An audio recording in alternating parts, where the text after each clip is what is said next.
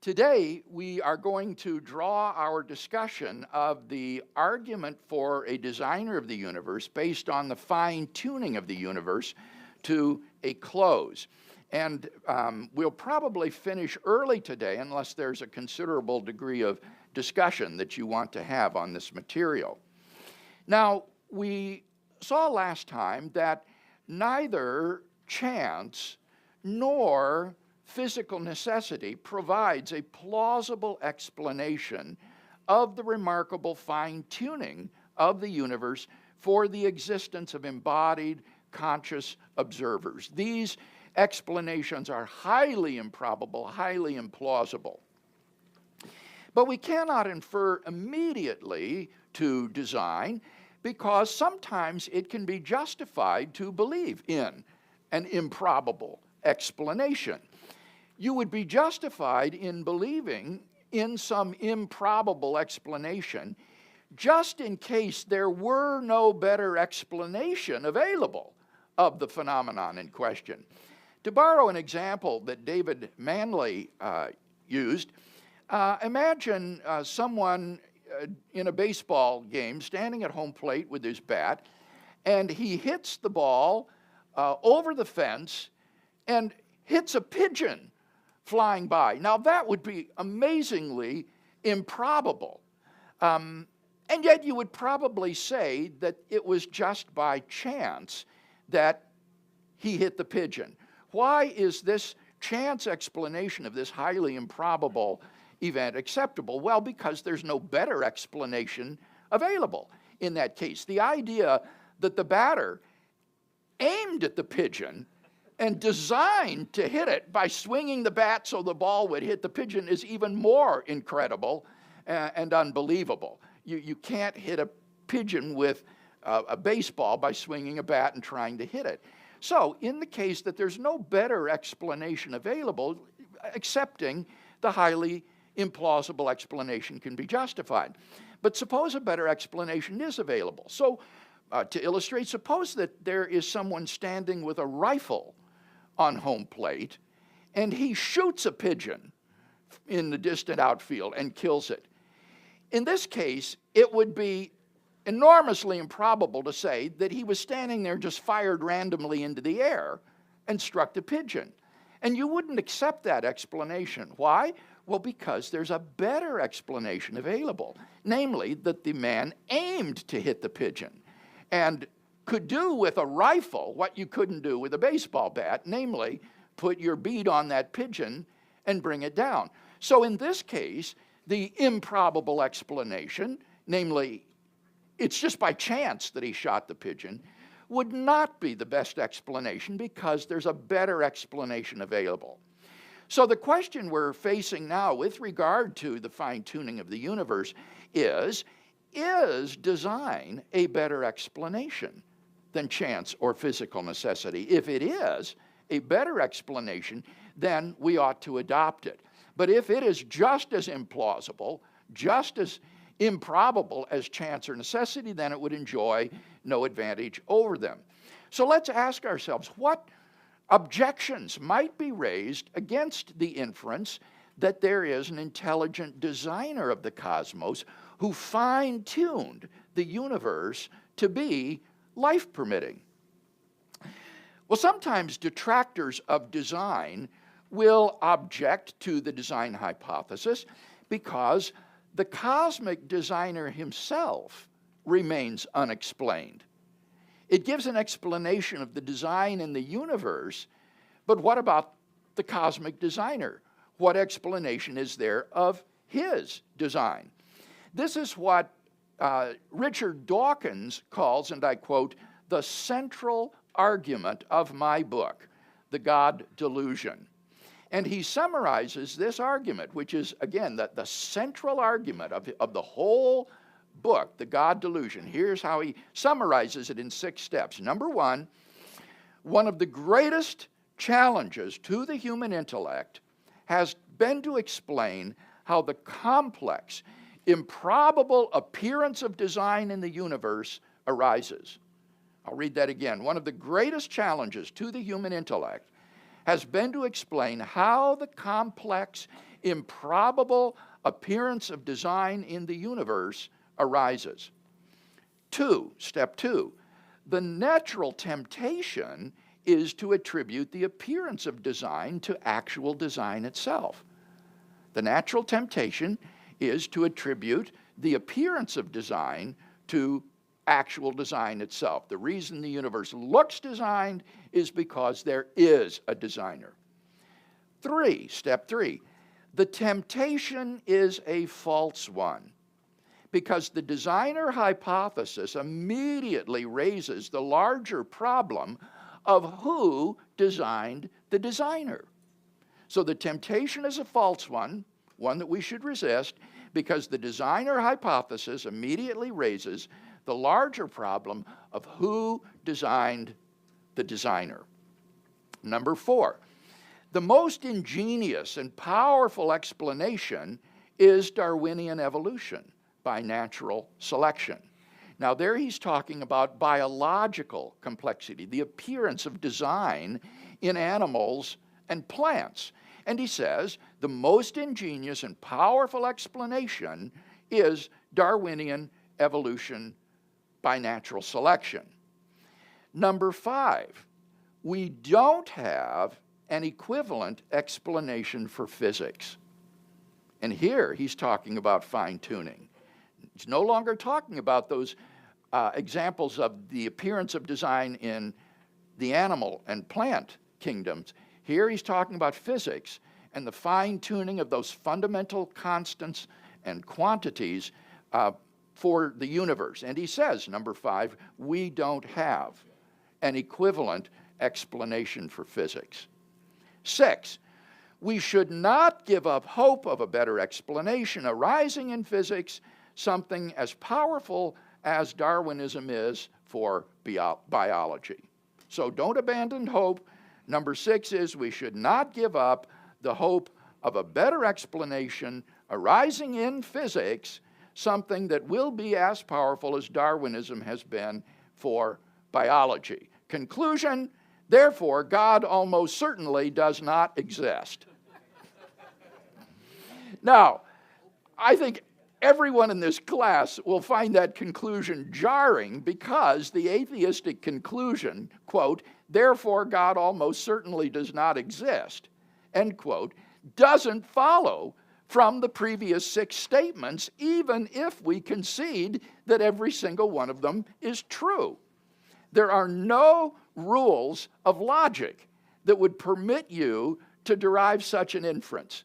There are no rules of logic that would draw that atheistic conclusion from the truth of those 6 statements.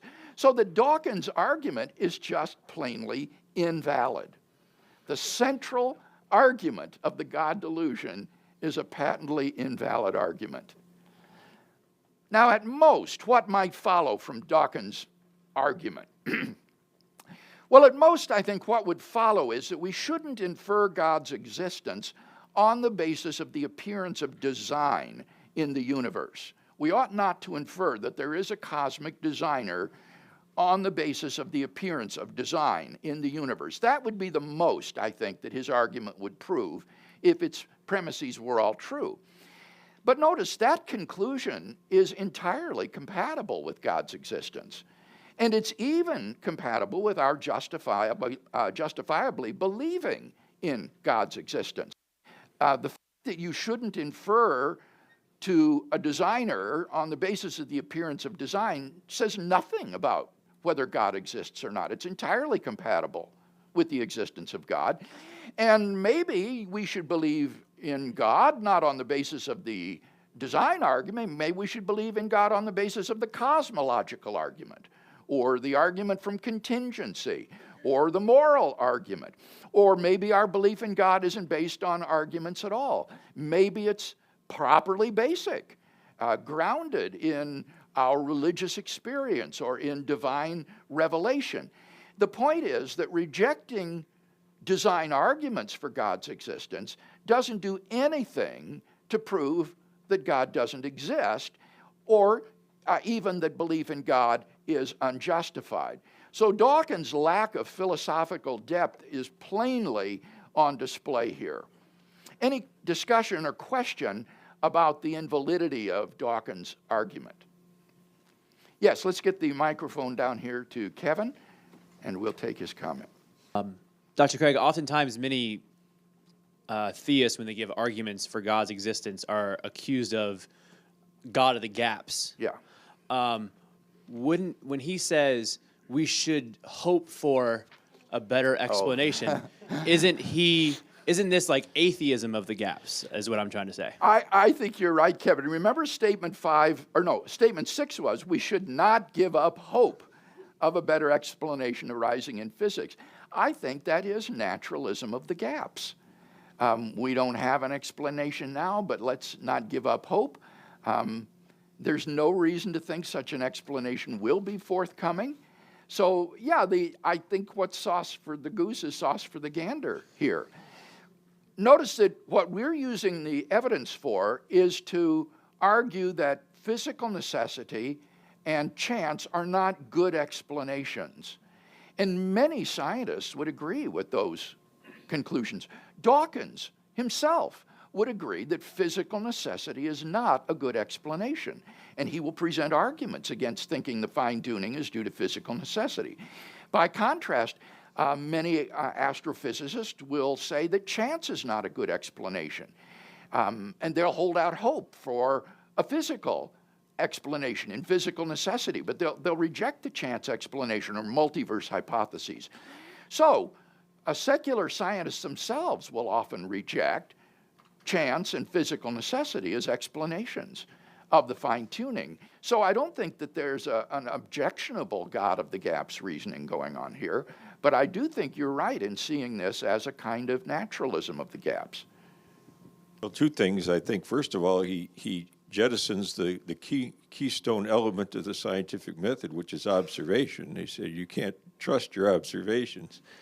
So if the universe appears, or the biosystem appears to be designed, that's you're rejecting observations if you say, well, you can't presume a design. And then secondly, it's well. Let me just say something on his behalf here. He doesn't deny the appearance of design. He agrees that our observations are that the world is apparently designed. But as we've seen, he thinks there's a good naturalistic explanation of this, so that you don't need to punt to a supernatural explanation. Remember, he thinks that Darwinian evolution based on natural selection will explain biological complexity, and if it does that, then why punt to God?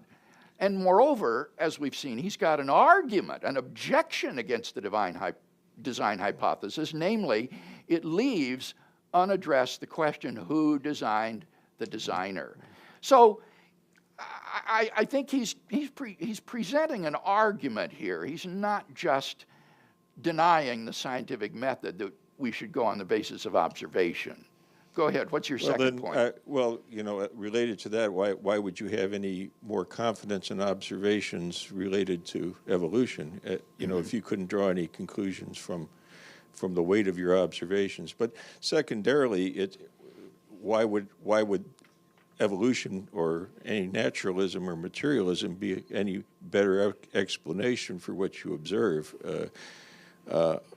I don't see how that would follow from. Well, obviously, at this section of the class, we are not discussing evidence for a designer based on biology. We've done an end run around that to go back to these initial conditions in physics. When we get to the section of the course on doctrine of creation, we'll take up this question again. It's in the Defenders 2 series, if anybody is interested in looking at that, but we'll revisit it again as we come to it in Defenders 3. I'm befuddled by the conclusion drawn by Dawkins based on these 6. What rule of logic is he purporting to be using in this, and what does he say when you say that's not a reasonable conclusion? He's never responded to my critiques. I published them, and his response to me is that I am an odious man. But that's about it. That conclusion doesn't follow But I mean, either. it really is remarkable to think that you could grant all 6 of these statements, and the conclusion doesn't follow. By any rule of logic. No, there's nothing that would permit that. Wow. Let's go to Cindy here. Before I ask my question, can you repeat the challenge as he stated it? The challenge, I think, if I understand what you mean, is that number 3 says we should resist the temptation to infer a designer because it leaves unaddressed the question, who designed the designer?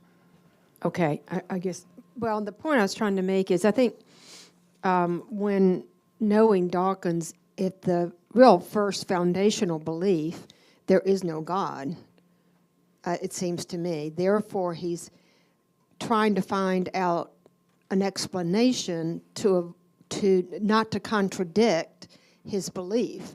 So for him, Darwinism was the answer to explain development of life and its life forms, and therefore he thinks for physics there's got to be an explanation we haven't seen yet.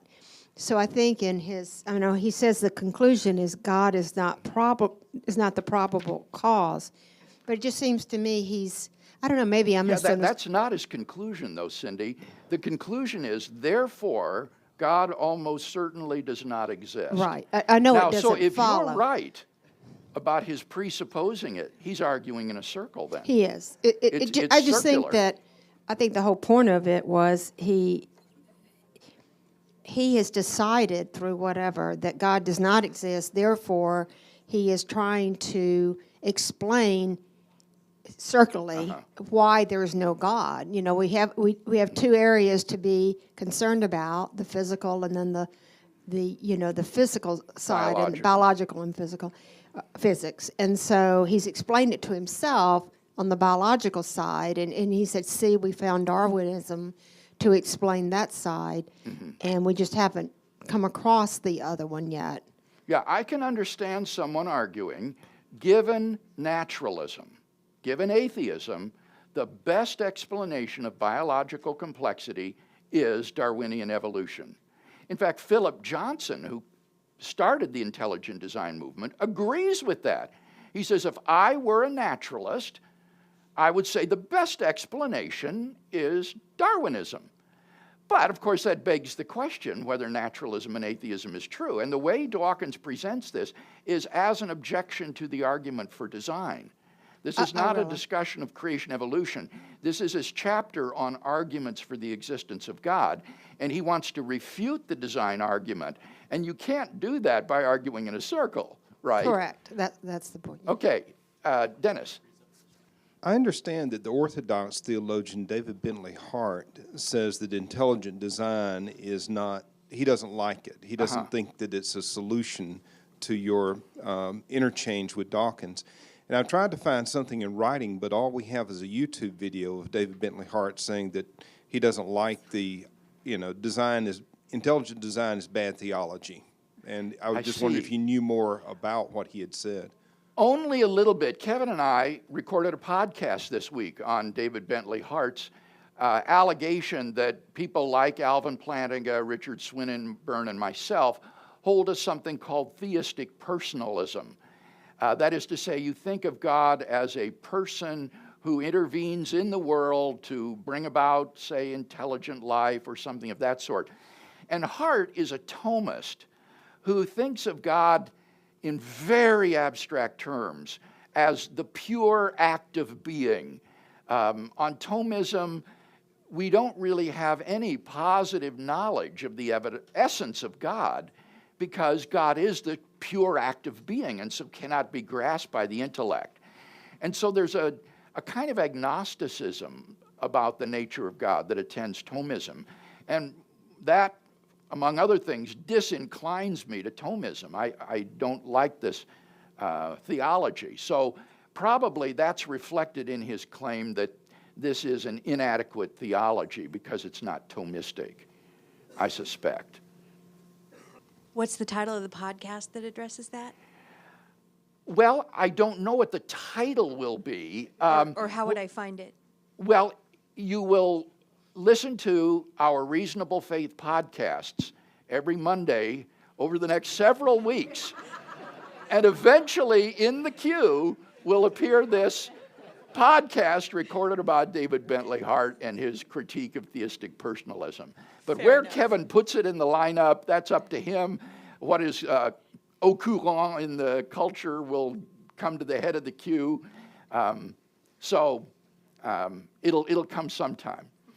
One near the head of the queue, I might say, that is interesting to watch out for is on the controversy arising from Wheaton College's firing one of its faculty for saying that that Muslims worship the same God that Christians do. And the Christian philosopher Frank Beckwith at Baylor University has come to her defense, saying that Christians do worship the same God as Muslims. And so I'm responding to Frank's article in this podcast and showing why I think his argument fails. So that will be one, too, that will be interesting to see.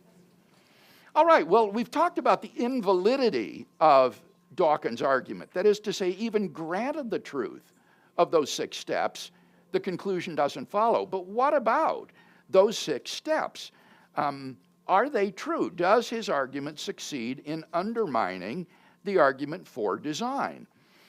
Well, I don't think it does at all, because I think that some of the steps in Dawkins' argument are plainly false. Notice that step 5, which says we don't have an equivalent explanation for physics, is a reference to the fine-tuning that we've been talking about. And Dawkins admits that he has nothing by way of an explanation for it. And so the hope that is expressed in 6, that we shouldn't give up hope of a better explanation, is just nothing more than the faith of a naturalist. It's the naturalist's faith that some explanation will be forthcoming. Moreover, consider step 3 of the argument. That was that the temptation to infer design is a false one, because the designer hypothesis immediately raises the larger problem of who designed the designer. His claim here is that you're not justified in inferring design as an explanation of the complex order of the universe, because then a new problem arises, namely, who designed the designer? Now, I have a couple of problems with this step in the argument. First, this claim is flawed, I think, on at least 2 grounds. First, in order to recognize an explanation as the best, you don't need to have an explanation of the explanation. This is an elementary point in the philosophy of science. For example, if archaeologists digging in the ground were to come across things looking like pottery shards and arrowheads and tomahawk heads, they would be justified in inferring that these were the artifacts left by a lost group of people, rather than the products of sedimentation and metamorphosis, even if they had absolutely no idea or explanation of who these people were. Or similarly, if astronauts were to come upon a pile of machinery on the backside of the moon, they would be justified in inferring that that was left there by intelligent agents. Pardon me. Even if they had no idea whatsoever who those agents were or how they got there. In order to recognize an explanation as the best, you don't need to have an explanation of the explanation. Could you bring me a glass of water to wet my throat? Or something, liquid. What? I said stronger than Oh. So you don't need to have an explanation of the explanation in order to recognize that an explanation is the best. In fact, if you think about it, that requirement would lead to an infinite regress of explanations so that nothing would ever get explained. For before any explanation could be accepted as the best, you'd need to have an explanation of the explanation. But before you could accept that, you'd need an explanation of the explanation of the explanation. And before you could accept that, you'd need an explanation of the explanation of the explanation of the explanation, and so on and so forth. Nothing could ever be explained, and science would be destroyed. So, in the case at hand, in order to recognize that intelligent design is the best explanation of the appearance of design in the universe, you don't need to be able to explain the designer. Whether the designer has an explanation can simply be left an open question for further inquiry. Second problem with step 3, Dawkins thinks that in the case of a divine designer of the universe, the designer is just as complex as the thing to be explained, and so no explanatory advance is made. Now, this objection raises all sorts of questions about the role played by simplicity in assessing competing explanations. For example, there are many other factors that scientists consider besides simplicity when they weigh the question of which explanation is the best. For example, they'll consider explanatory scope or explanatory power or other theoretical virtues. An explanation which has broader explanatory scope might be preferred over a simpler explanation simply because it explains more things. So simplicity is not the only and not even the most important criterion in assessing theories. But we can just leave those questions to the side. Dawkins' fundamental mistake lies in his assumption that a divine designer is just as complex as the universe. And this is plainly false. As a pure mind without a body, God is a remarkable, simple entity. A mind or a soul is not a physical object composed of parts. In contrast to the contingent and variegated universe with all of its inexplicable constants and quantities, a divine mind is startlingly simple. Now, certainly it's true that such a mind may have complex ideas. It might be thinking, for example, of the infinitesimal calculus. But the mind itself is a remarkably simple entity having no parts out of which it's composed. Dawkins has evidently confused a mind's ideas, which may indeed be complex, with a mind itself, which is a remarkably simple entity. And so, in fact, postulating a divine mind behind the appearance of design in the cosmos actually does represent an advance in simplicity. It is a simpler explanation than just saying the universe is fine-tuned the way it is by chance. So his argument fails on multiple accounts.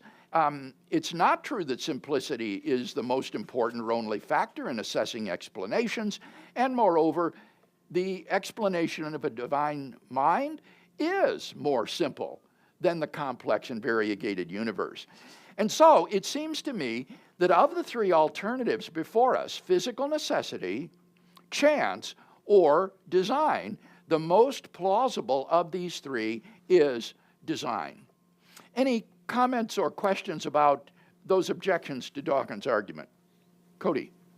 So one thing I was pondering, I know the argument doesn't argue to a specific Christian concept of God, but I was still thinking, considering we are Christians here and we believe that God, you talk about God, a mind is a simple thing, but we also believe God is a Trinity, right? Three persons, one being. I mean, what if somebody says, well, but you believe God is a Trinity, but that doesn't sound like a simple explanation, this idea of three persons, one being, so... Or does it just not factor into the argument? If you would be unjustified to infer to the Trinity as the best explanation of design. I think that's right. That would be an ad hoc hypothesis for which there's no justification. So this gives you a personal, intelligent designer of the universe, but whether he's a trinity or not, that's going to depend upon divine revelation or other factors. The argument doesn't draw the conclusion that therefore a trinity is the best explanation of the appearance of design. Elizabeth. So to me, I'm writing a chapter on philosophy of neuroscience right now. Wow. And, well, it's on my mind. And so, Yeah, I'm glad that you admit that you have a really? mind. Okay, I'm sorry. Okay, I didn't mean to do that. Promised I'd It's hard stop to making avoid. science puns. Okay, so anyways, to me it seems that simplicity is rarely even a consideration from both a philosophical point of view, trying to explain physical phenomena, or just a scientific method sort of view, Yeah. and rather incremental validity or additional explanatory power offered Yes. by an account of Yes. some sort of phenomenon or entity is really what matters, because that's what avoids just unnecessary, redundant, or contrived There you go. detail. Okay, you've said it well, and as I indicated, this appeal to simplicity on Dawkins' part raises a whole host of questions about what are theoretical virtues of scientific theories that would make one preferable to another. And I think one of the points that you're spotting here is that Dawkins glosses or conflates the simplicity of the hypothesis with the simplicity of the entity that the hypothesis posits. And a hypothesis can be very simple in terms of its explanatory power. It doesn't add these ad hoc devices like that the explanation is a trinity or that it's purple, or those would be a violation of Occam's razor or simplicity. You don't want to posit any more causes than are necessary to explain the effect. That's what Elizabeth is pointing out. But the causes that you do postulate might themselves be quite complex entities, DNA molecules and all sorts of other things. So you're quite right in saying that there's a confusion, I think, going on here in Dawkins' mind. But there we are. I am Scott. Hi, Scott. So the explanation of the explanation argument kind Yes. of, to me, sounds like a 3-year-old kid just asking his parents over and over. Why? Why? But doesn't he run into the same problem of needing an explanation of the explanation? I mean, it doesn't just apply to the designer. It applies to the mechanisms of the naturalistic world, too. Sure. You end up coming to a beginning somewhere. So, Yeah, you're absolutely right. I mean, this is... so where does Dawkins, though, end up out of the 3 choices? I mean, it's not design. So where does he end up on the other 2? Is he going with chance there? Well, I don't think he has any explanation for fine-tuning. All he has is a hope that something will emerge in physics that is comparable in power to Darwinian evolution in biology. And he would see Darwinian evolution as a combination of chance and necessity. The mutations, I think he would say, occur by chance, and then natural selection operates deterministically on the chance mutations to weed out those that are unfit and can't survive in the struggle for survival. So he would see that explanation as a kind of combination of chance and necessity. But he offers nothing with regard to the fine-tuning. He admits he doesn't have an explanation. Bo. I wonder what you think about a potential rejoinder that you might get regarding the idea that the mind is simple. Of course, it's not composed of parts. I think I would agree. But it seems to me that there can be lesser and greater minds in the sense of they can vary in their faculties. Sure. and how those faculties relate to one another. So, I might have my beliefs might inform my desires, and there can be various. I don't know if perhaps complex isn't the right word to use, but our minds are certainly more complex in their rational faculties than any animal mind that might exist, and Yes. conversely, and on the other end of the spectrum, God's mind is perhaps potentially infinitely more complex in his.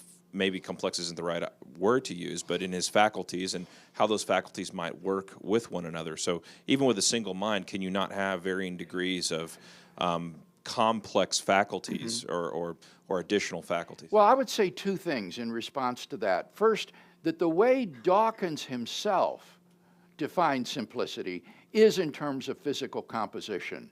If you look at the way in which he discusses his objection, he's saying that things that are composed of parts are more complex than simple things like electrons, for example. So it's his own concept of simplicity that's at work here in the objection. But then secondly, I would say that even though a soul or mind might have complexity with regard to its faculties, like intellect, volition, maybe emotion, still, this is not very complex. That they might be very powerful faculties, but I don't see that that is a sort of objectionable complexity that would be anywhere like the complexity of a fine-tuned universe. Remember the odds we talked about, 1 part out of 10 to the 120th power and so forth. There's nothing comparable to that in the faculties that God has, I would say. Brad, or at least, Bo, what we could say is that there's no reason to postulate that kind of complexity in such a design argument, that we're not asserting that. So we get to a relatively simple designer. Yes? I'm a little baffled by the simplicity argument. And I understand in the design argument, we say we take simple parts and we take all these simple parts and we put them together in a unique way that can't be evolved. And none of these parts will do this. None of them have any value whatsoever. But when I put them together in a unique way, it has function, like Yes. the mousetrap is Right. This is one I always like. So, you know, his argument that I've got to find something to break it all down into simple parts to assemble in a unique way is the idea of design. But the idea of a designer is a designer can go immediately to the complex and not put it together with simple parts. So I think he's trying to find a naturalistic solution to saying, well, you've got to have all these simple parts that could be put together uniquely, and that's design. Well, God didn't do it that way. Right. The objection here is that postulating a divine designer, God, is somehow postulating a very complex entity, and that's objectionable. It needs, Why?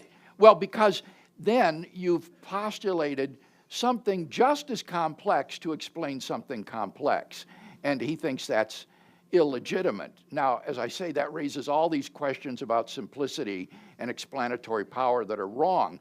But in any case, it seems to me he's just fundamentally incorrect in thinking that a divine designer is a complex entity. His thoughts might be complex. His activities could be complex. But a mind, a pure mind without any body, has no composition. It's not made up of parts. At most, you could say maybe it has diverse faculties, but that's still very simple. So I'm suggesting even on his misconceived argument, and I do think it's misconceived, he hasn't shown that a divine designer is a complex entity. On the contrary, theologians and philosophers would typically say that God is very simple. All right, well, with that, we're out of time. And so we draw our conclusion then that the best explanation of the fine-tuning of the universe is design, so that now we have a third argument in our cumulative case for the existence of God. Let's close with a benediction. And now may the God of all power, who brought into existence the world from nothing, empower you to live a holy and fruitful life this week in his